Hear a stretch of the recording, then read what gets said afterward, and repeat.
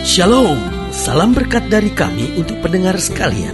Saat ini pendengar akan diberkati dengan program Hari Ini Harinya Tuhan bagian yang ke-8.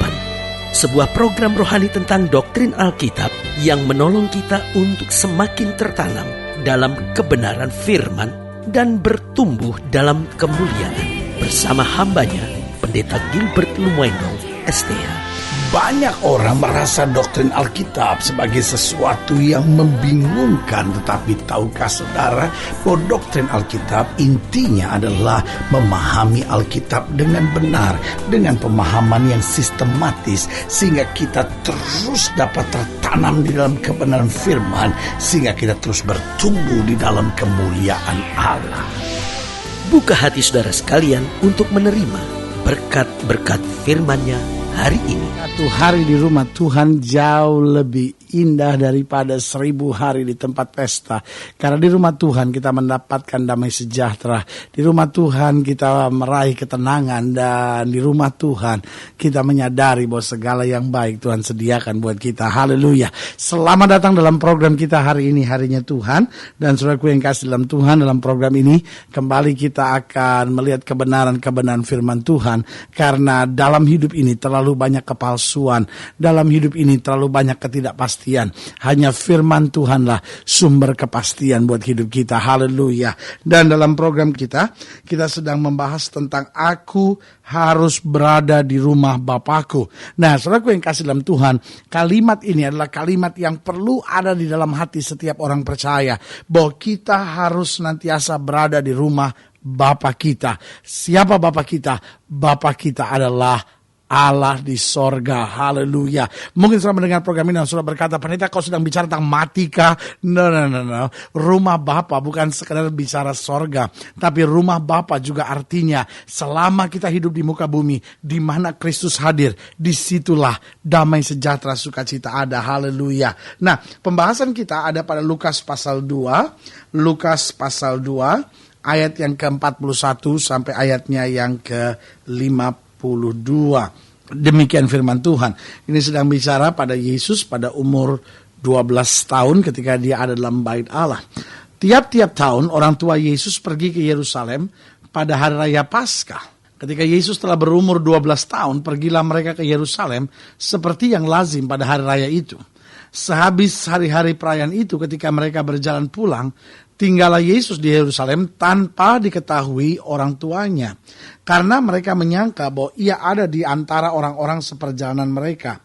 Berjalanlah mereka sehari seperjalanan jauhnya, lalu mencari dia di antara kaum keluarga dan kenalan mereka. Karena mereka tidak menemukan dia, kembalilah mereka ke Yerusalem sambil terus mencari dia.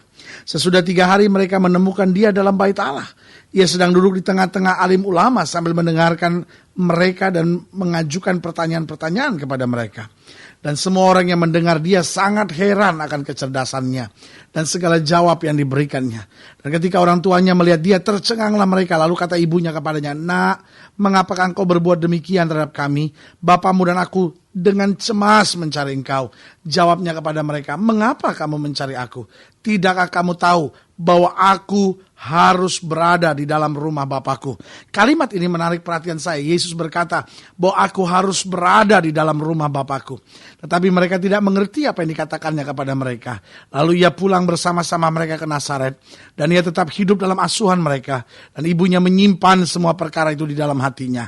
Dan Yesus makin bertambah besar dan bertambah hikmatnya dan besarnya. Dan makin dikasihi oleh Allah dan manusia. Haleluya. Saudaraku yang kasih dalam Tuhan, kalimat Yesus pada saat itu tegas sekali. Aku harus berada di dalam rumah Bapakku. Ibunya, ayahnya, saudara-saudaranya tidak bisa mengerti. Mereka berkata, "Kenapa engkau melarikan diri dari kami?" Mereka berkata, "Loh, kenapa engkau meninggalkan kami?" Rupanya bukan Yesus yang meninggalkan mereka.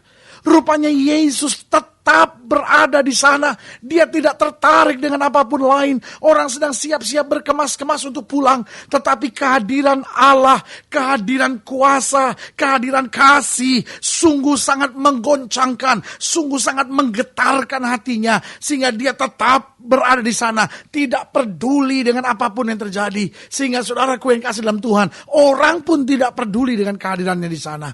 Saudaraku yang kasih dalam Tuhan, pertanyaan kita di sini, mengapa kita harus berada di rumah Bapa? Saudaraku yang kasih dalam Tuhan, saya khawatir hari-hari ini ketika dunia bertambah modern, ketika orang mulai sibuk dengan time is money, kehadiran orang di gereja semakin hari semakin dipersingkat.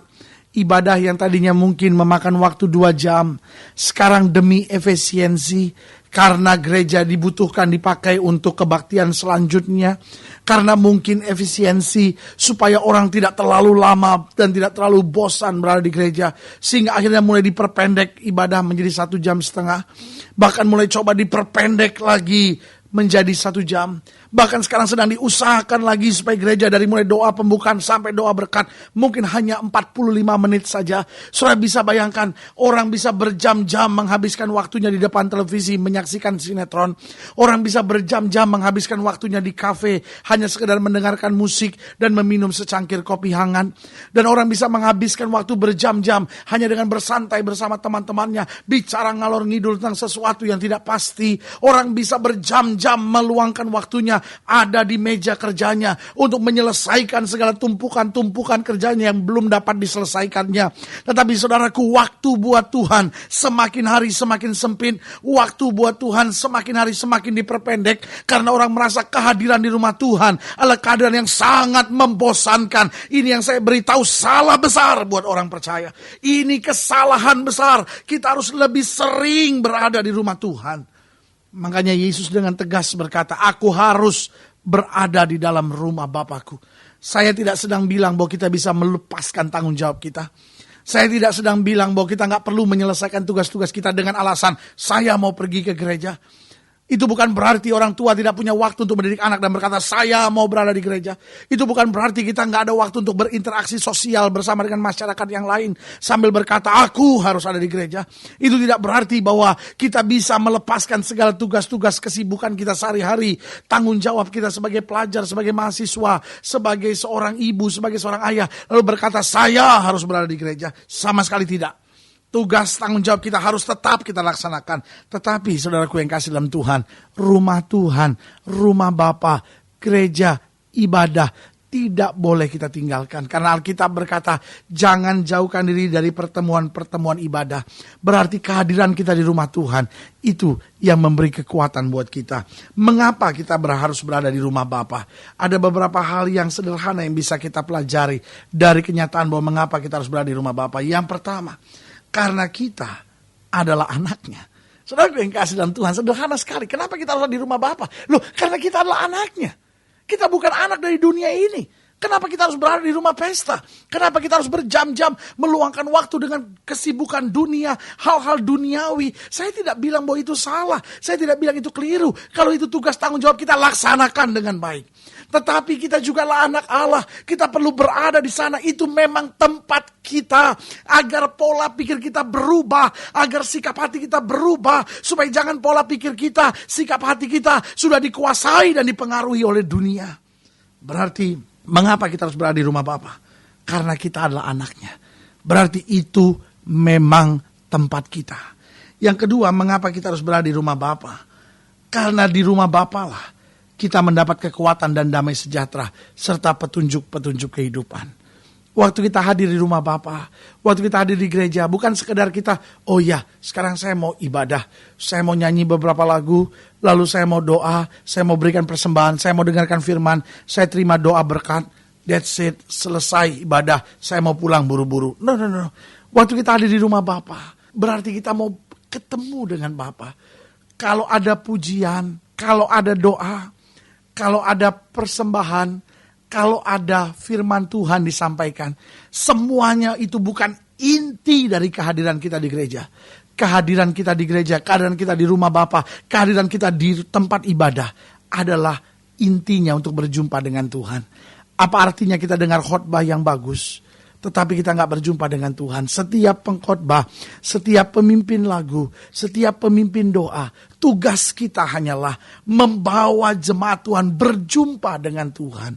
Dan tugas jemaat, visi jemaat, kehadiran jemaat, tujuannya hanyalah supaya dia dapat berjumpa dengan Tuhan.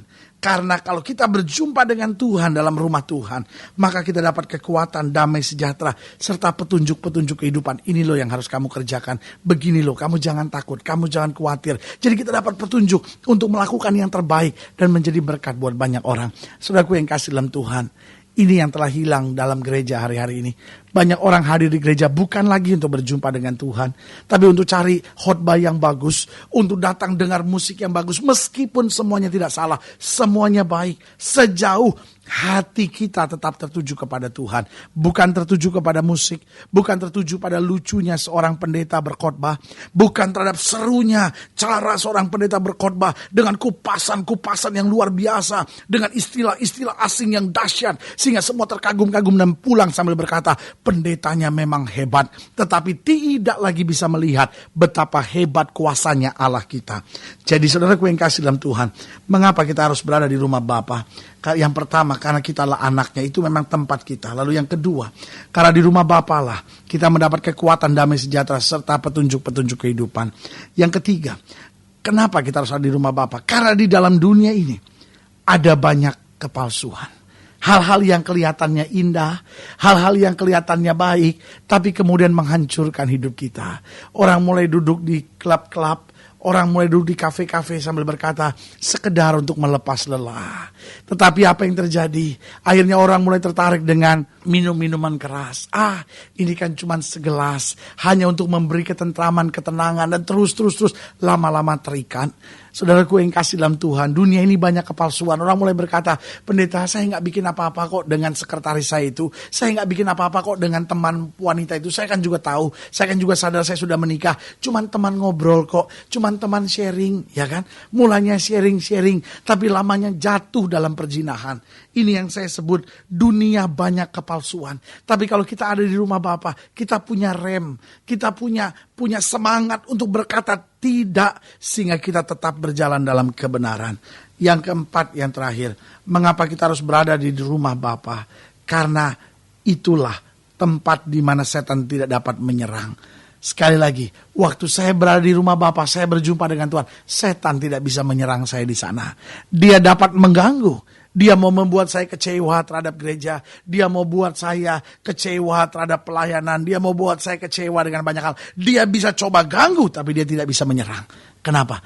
Karena kita diprotek oleh Allah, karena kita dijaga oleh Allah. Semakin kita berada di rumah Tuhan, semakin kekuatan baru kita raih dalam hidup kita. Haleluya. Jadi saudaraku yang kasih dalam Tuhan, Yesus tegas berkata, aku harus berada di dalam rumah Bapakku.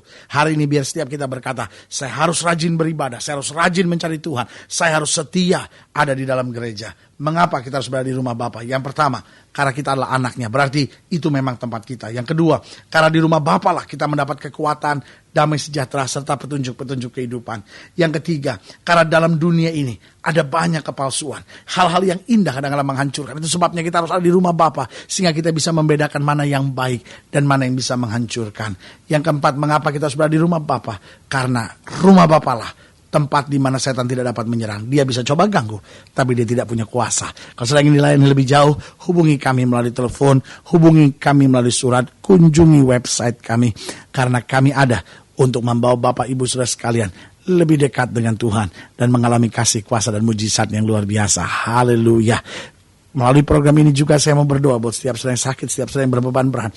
Kalau saya ingin didoakan, saudara boleh taruh tangan kanan saudara di dada. Dan sekarang kita doa. Bapa, dalam nama Yesus, hamba doa buat setiap saudara-saudaraku yang sakit, yang berbeban berat. Apalagi mereka yang sudah mulai jauh dari gereja. Mereka yang seringkali sudah tidak lagi hadir beribadah. Bapa, hamba percaya tidak kebetulan mereka mendengarkan program ini. Hamba berdoa dalam nama Yesus, jamah satu persatu, sehingga setiap kami boleh kembali mengalami mujizat Tuhan, boleh kembali dekat dengan Tuhan, boleh kembali berada di gereja, boleh kembali setia dengan ibadah, dan melihat kemuliaan Tuhan dinyatakan. Di dalam nama Yesus kami berdoa. Haleluya. Amin. Amin. Saudaraku, inilah akhir dari program kita hari ini, Harinya Tuhan. Sampai berjumpa pada program berikut. Dan saya percaya kasih Tuhan tetap menyertai kita. Kita tidak pernah sendiri. Itu sebabnya menghadapi tantangan masalah hidup ini, tetap bersukacita, tetap bersemangat, karena kekuatan kita di dalam Yesus Kristus Tuhan. Doa saya menyertai saudara. Dan ingat, bersama Yesus kita cakap menanggung segala perkara. Jangan lupa, jadikan hari ini Harinya Tuhan. Haleluya.